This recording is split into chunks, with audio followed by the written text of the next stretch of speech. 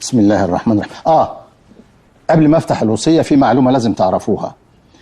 المرحوم منير الله يرحمه باع كل أملاكه قبل ما يموت، حطها في أصول وحطها رأس مال للشركة. ايه ده؟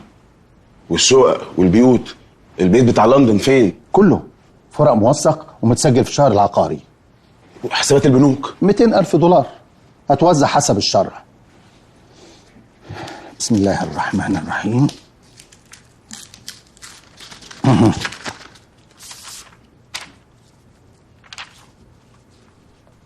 جاهزين؟ جاهزين يا استاذ نسيم، اخلص. بسم الله الرحمن الرحيم.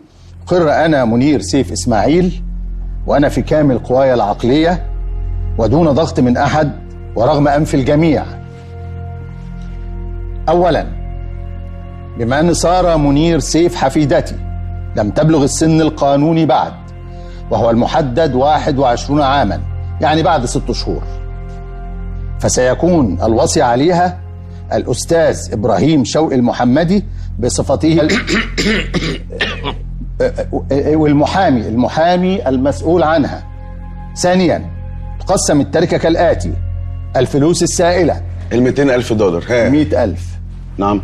في 100,000 اتصرفوا على الجنازة وعلى فترة إقامته في المستشفى.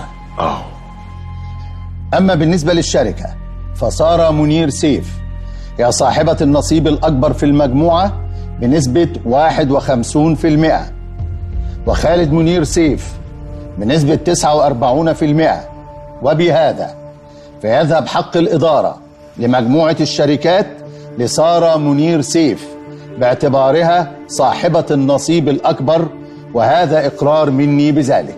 ايه التخريف ده؟ انا مش هسكت على الكلام ده. يعني ايه؟ هو بيعند معايا حتى وهو ميت؟ اهدى يا خالد لو سمحت. اهدى يعني ايه؟ حابب يضيع مني قدام عيني بتقولي لي اهدى؟ استاذ نسيم، احنا ينفع نعمل حاجه في البتاع دي ولا لا؟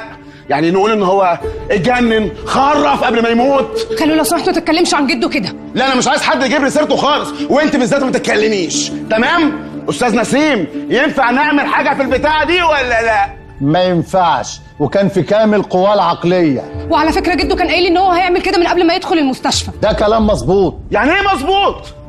هيضيع ثروته كلها على بنت صغيره تضيعها عشان يغلس عليا؟ ده ايه الدماغ دي؟ خلوا لو سمحت انا مش عيله صغيره. بنت انت مش عايز اسمع صوتك خالص. انت لو مش عيله صغيره ما كانش عاين عليكي واصي. صحيح استاذ ابراهيم، انا عايزك. انا؟ عايزك. اتفضل قدامي. الوصية بعد إذنك. اتفضل. كان معاه حق الله يرحمه.